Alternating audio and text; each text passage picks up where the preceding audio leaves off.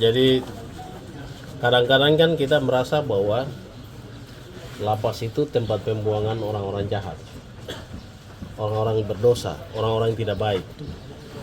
Sehingga konotasi negatif ini membuat orang merasa terasing kalau di lapas ini. Jadi kami datang ke sini, ini kita mau melihat bahwa pakar lapas itu perlu apa, walaupun secara kantor beliau vertikal. Tapi masyarakat yang ada di sini adalah masyarakat orang Papua Tengah. Jadi kami melihat sudah lihat, kami baru diskusi dengan mereka, banyak hal yang kita dapat. Nanti kita lihat. Jadi setelah pulang mungkin akan bicara dengan Biro Hukum, terus PKK atau organisasi-organisasi lain bisa datang untuk bisa gotong royong untuk tolong supaya lapas ini kan sudah full ini. Jadi nanti kita lihat ke depan. Jadi datang untuk silaturahmi di hari raya ini. Ya ini kan sudah tidak muat ini barang ini. Jadi sekarang ini saya dengan Bupati Nabire sudah lihat, tadi kita sudah diskusi juga. Mungkin perlu cari lahan untuk kita menyerahkan atau baru menyerahkan ke lapas ini. Jadi ini masih jauh, tapi kita lihat yang depan mata dulu bahwa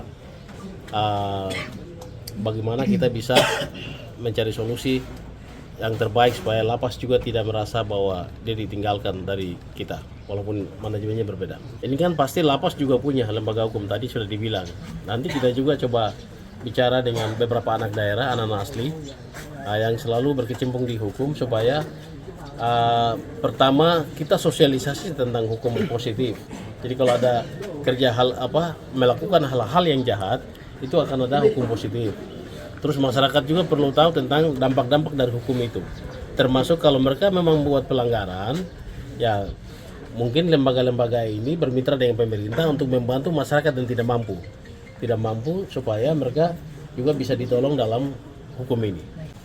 Ya kalau saya kan sedikit lagi sudah mau umumkan orang kerja baru makan. Artinya dia harus punya ternak ayam, dia harus punya ternak sapi, dia harus punya ternak babi, dia harus punya kebun, baru kita bantu. Maksud saya begitu.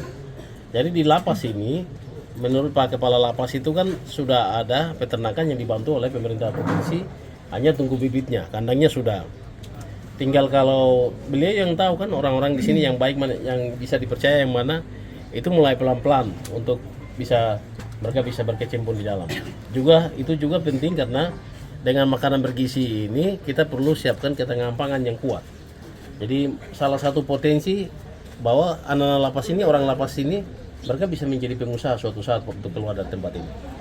Download Tribun X sekarang, menghadirkan lokal menjadi Indonesia.